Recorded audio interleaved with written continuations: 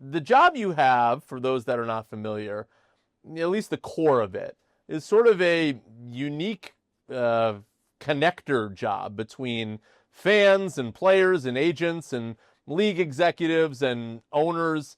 I'm curious if this was the job that you thought you'd have when you graduated from Medill graduate school, journalism school. Full disclosure, I also am a graduate of Medill, although you beat me by, 15, 17 years or so. Was this the job you had in mind then? No, this is far beyond anything I would have imagined, Alex. I went to graduate school and really was just trying to claw my way into the business, trying to become a newspaper reporter. I would have been very happy if I had been a baseball beat writer for the rest of my life. Maybe I could have aspired to reach such great heights as becoming a sports newspaper columnist, but it was geared in those days when I went to Medill ahead of you as basically working in newspapers. That was what I set out to do. And I worked 16 years out in Colorado, first for the Rocky Mountain News, then the Denver Post, and loved doing it. And again, if I had been covering the Denver Broncos for the remainder of my career, that would have been perfectly satisfactory to me. But lo and behold, NFL Network came along, spent 5 years there. ESPN came along. I've been at ESPN for almost 16 years. It feels like it's 60 years in good and bad ways. And so it's been a journey that I never would have imagined. And back when I went to Medill, I was just happy to try to make it through school, get my master's degree. I was not thinking anything like today. What I'm doing today far out exceeds anything I could have and would have dreamed.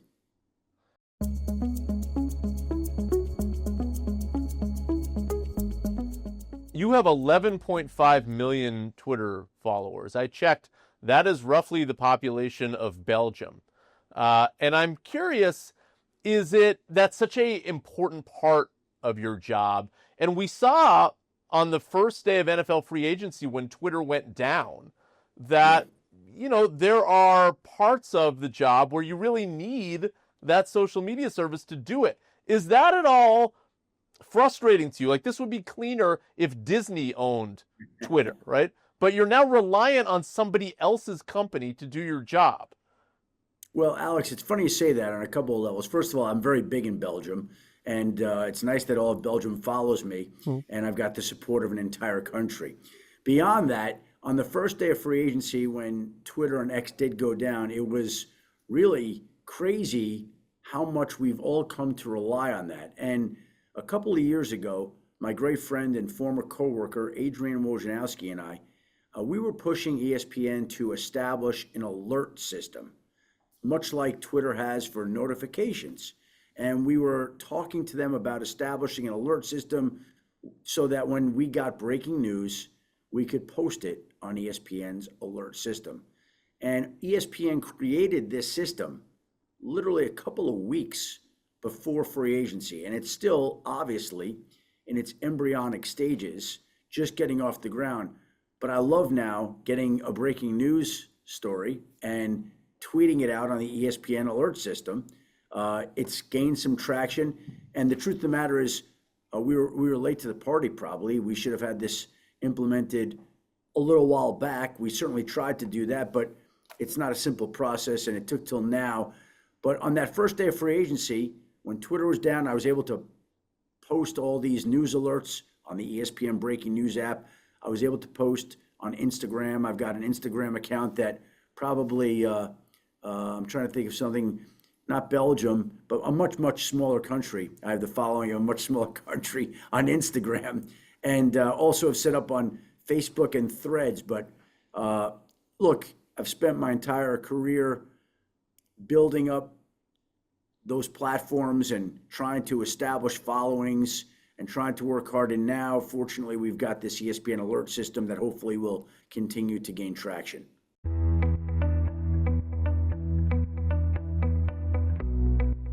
So one of the unique things about your job, I think, is that you are so connected to fans and league executives that I can see the job to some degree perhaps being almost like handcuffs, golden handcuffs in a way, that you have built up so much equity over time, establishing this position where you are the go-to source of news for so many people, that it may be a situation, and I'm curious to hear your thoughts on this, where as a journalist, you potentially feel locked in, right? Like, I've built all this equity over so much, I can't walk away from it now, even if I wanted to do something else. Where is your head at in terms of your own career about maybe wanting to expand your role, but feeling like I'm boxed in here?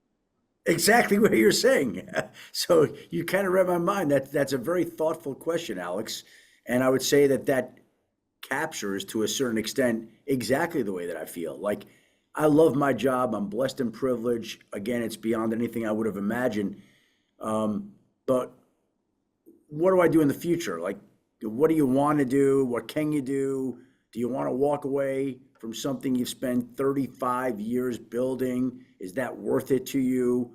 What are I mean, so these are all mental machinations, I guess, that I'm going through. When you said the question like that, I could say that those questions you asked are some of the questions I ask myself all the time.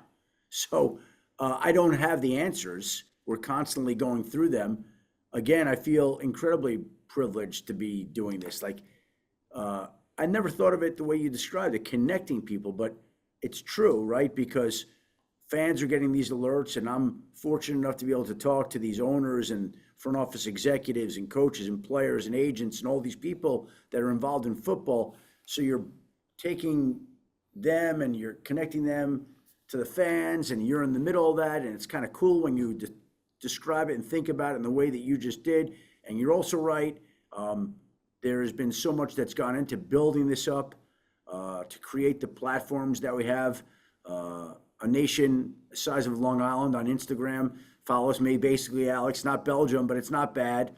And so they're not following me to hear about my 4 dogs. You know, I recognize that. They're following me because they want news and information, the latest news and information about their favorite team, their fantasy players, the National Football League, whatever it may be. So again, I guess I'll just keep doing this as long as I possibly can. But you do wonder what else is out there for a job that does have you in handcuffs, that does take over your life, that you are beholden to at all times. It's just the way the job works. It's relentless in nature. Again, I don't want to complain about it because there are certainly far more challenging ways to make a living.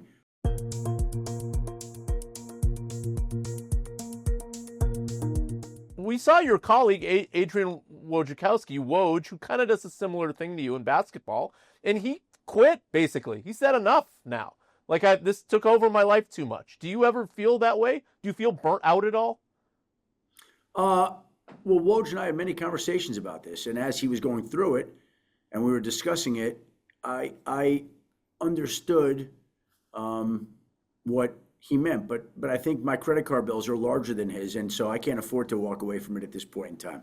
Your name was floated, at least in one article I read, about someone who could have taken over for Woj. I didn't really understand that, because how could you possibly do his job and your job? Maybe you can provide some clarification on that?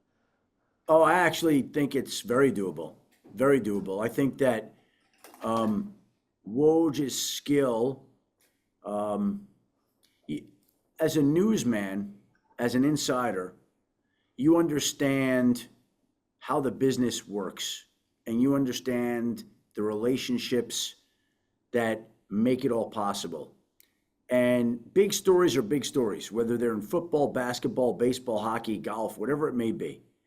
And so I believe that if I wanted, I could go try to replace. I would never be Woj, but I would do it the way that I would. Woj is a legend. And I think that I definitely could do that job. And I think I could do that job in a more than competent way. Now, I actually thought, like, it never came up with ESPN beyond a peripheral conversation or two. So it never really gained any traction there. But I think it would have been really cool to just be an insider for all sports and hear me out in there. Like, so now maybe you're just doing NBA free agency and NFL free agency and the NFL draft and the NBA draft, and you're not doing some of the other stuff, the mundane stuff that comes along with it the rest of the year. So you're focusing on the big important news cycles with each sport. I've thought about this. So, I mean, again, those types of discussions did not come up. So it's a moot point, but I thought about it, and I definitely think Woj and I talked, and if Woj had waited until our contracts were up together, which we did our deals together, I would have been interested in that. But he went early. So it's not feasible when, to your point, I've got the golden handcuffs on the football beat, and that's what I was doing, if that makes sense.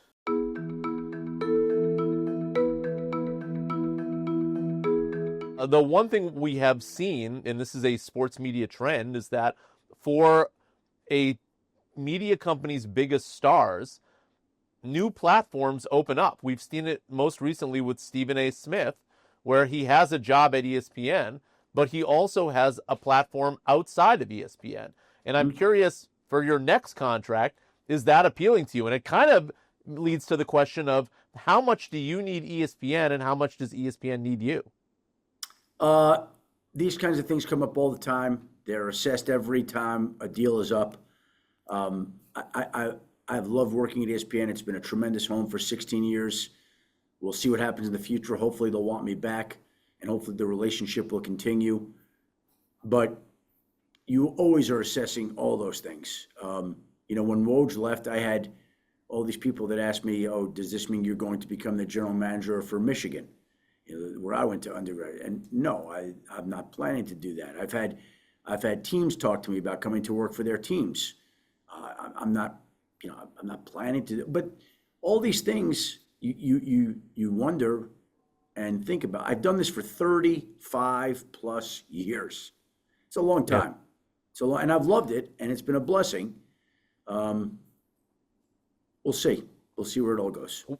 One last question on the journalism front, because prior to this, I was an M&A reporter. And actually, a lot of being an M&A reporter is very similar to what you do. You speak to a lot of people on background. You're breaking news about financial details that are non-public yet.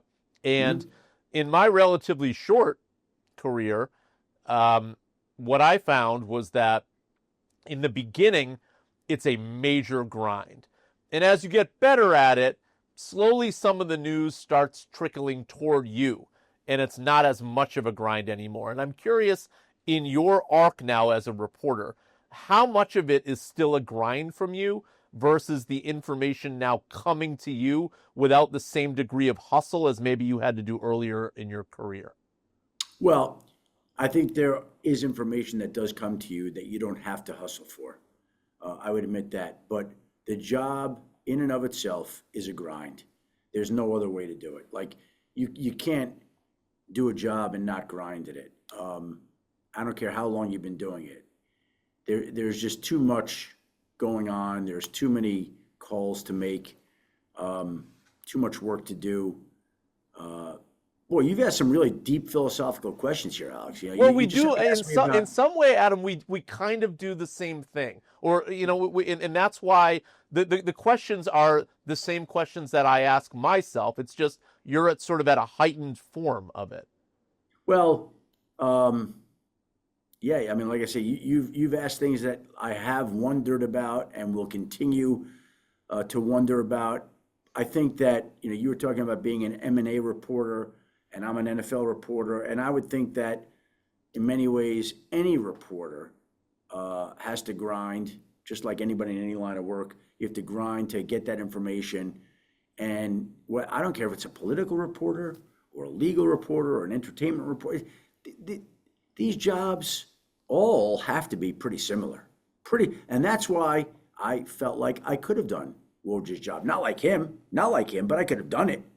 And I believe that if it interested me, like I've talked about this before, I think one of the untapped areas is golf. I think more and more people are playing fantasy golf, betting on golf.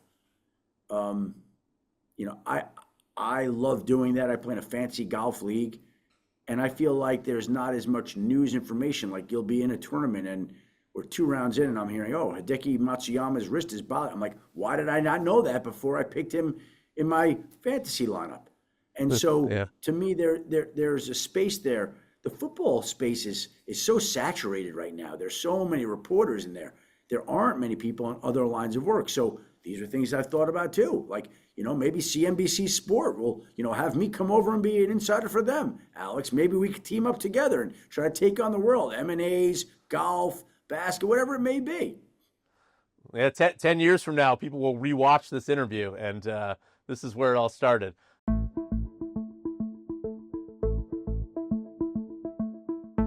Look, I'll get a little less philosophical. Let's talk about the NFL draft a little bit. Look, to your point about saturation of football, it strikes me as the NFL draft is a very different animal now than it was 20 years ago. What comes to mind immediately in terms of how the draft has changed over the last few decades? Well, it's a monster. It's always been a monster. It's just that more people are aware of it. I grew up, I remember being in I was 12, 13 years old, and I would love to get Mel Kiper's draft guide, like when he first started coming out with it in 1978. And I would read up on all the players. And I would try to convince my parents to let me stay home from school to watch the draft on ESPN as a kid. And now, you're a part of the ESPN broadcast, which is a thrill in and of itself. But now they shift it around like a traveling circus. Now it's heavily attended like some type of political convention. Now it's a huge event over nothing. Pete Rozelle, when he was the commissioner, they first started broadcasting the draft. He's like, what are you going to broadcast? Well, now, there are multiple networks that are broadcasting the draft. More want to broadcast the draft, and it's become this huge ratings magnet, for late April, early May, whatever it may be. So it's a huge event in the football world. Now, it grows every year. The amount of interest in it is unprecedented. To me, for me personally, it's always the end of my football year. It's sort of like you're taking your last final in college and then you're done for a couple of months. The draft is that for me. Like, okay, after that, not that the football world ever shuts off or shuts down, because it doesn't, because things will happen in May and June, but it's just at a much, much slower pace. So the draft is my last final. That last Saturday, the third day of the draft, I just finished my 6th final in 4 days at the University of Michigan or Medill. Although we didn't have very many finals at Medill. I don't remember that being the case. Yeah, it's just a 1-year program for those. Exactly. And so then, you get some downtime, summer recess, so to speak, until you kick back up in mid-July and start the whole damn cycle all over again. That makes you wonder if you want to keep doing this beyond what you're talking about, Alex, which gets us back to all those other questions that you asked.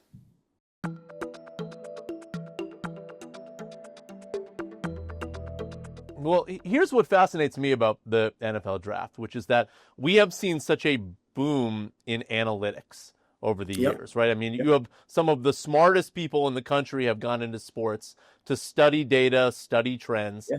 And yet, to me, as an observer, I kind of think the NFL draft is still as much of a crapshoot as it was 30 years ago. I mean, I'm a big 49ers fan, and you see the Niners trade 3 first-round picks, they draft Trey Lance, they totally strike out, and then they end up with Brock Purdy with the last pick of the draft. If you can't come up with some sort of lesson from that, I don't know what you can come up with a lesson from, and yet I don't know that there was any lesson there, in a sense. And so my question to you is, have you seen teams learn lessons? When you speak to executives now versus 10 or 15 years ago, have they really learned anything? Is there a thing or two you can point to where you can absolutely say a lesson was learned?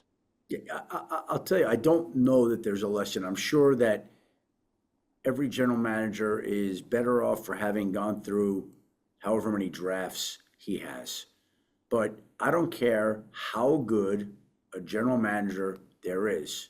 Everybody makes mistakes. Everybody. And if you're hitting 50% in the draft, then your batting average is higher than most, and you're knocking it out of the park. And that hasn't changed much over time. Like, we could look at the best general managers of the game, the people who have built the strongest rosters, people who have won Super Bowls, and we could go back over their draft mistakes, and you'd say, how in the hell did they take this player over that player? The key is to limit those mistakes if there's a way to do that, and to hit on as many players as you possibly can to build the best roster possible.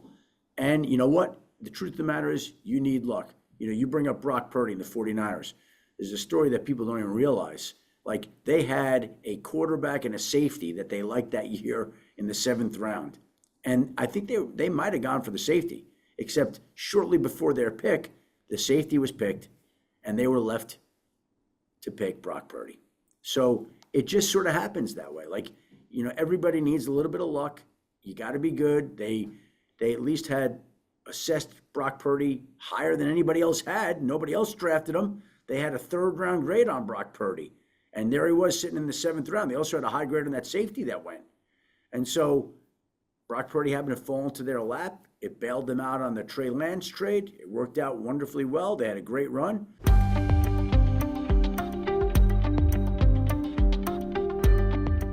The league just had its annual meeting in Florida. I'm curious, as you speak to owners and team executives, is there an issue or two that comes up frequently as something that people still kind of grumble about or feel like they wish would change in the league that hasn't changed yet? Well, I think the one issue that's just out there that's going to be more and more of an issue that's already an issue is the 18-game schedule and how it's going to be impacting the future. And currently the league has 17 games, which was a battle for the league to get to 17 games, and it's 17 games and 1 bye.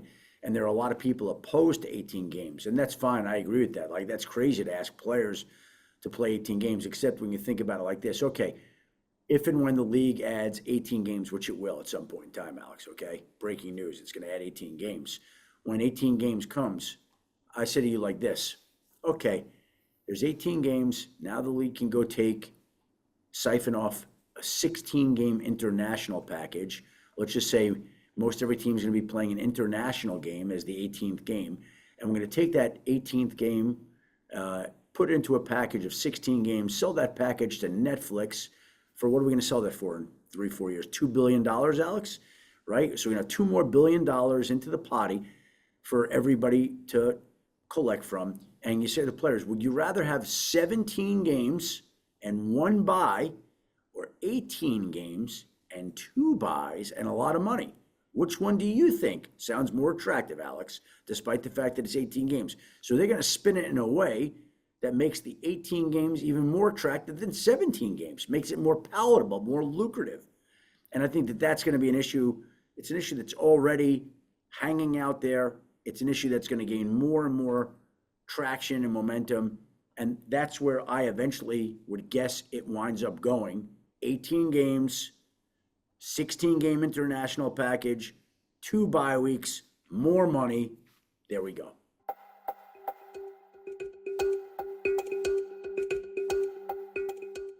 Last question for you, Adam. I want to give you a chance to talk about this cause that you're working on with diabetes. Go for it. Explain what you're doing. Yeah, my wife is type 1 diabetic. And so I've gotten to see firsthand, up close and personal, what it's like for her to manage her diabetes. So what we're trying to get people to do is we want them to go get screened early because an unexpected T1D diagnosis can have serious impacts. And we want people to have as much time as possible to prepare, to make a difference. And that's why screening for T1D early is so important. It gives people valuable time to prepare. So we'd love for people to talk to their doctors about type 1 diabetes, ask them for screening, and you could visit screen4type1.com to learn more. That's screen4type1.com to learn more. Yes, I'm engaged by Sanofi, but it's a really important message to get across to everybody, and I appreciate you giving me the opportunity to share that with your viewers today, Alex. Adam Schefter, thank you for joining us. And we'll be covering an 18-game schedule with the international schedule, doing that as well. And Alex. golf.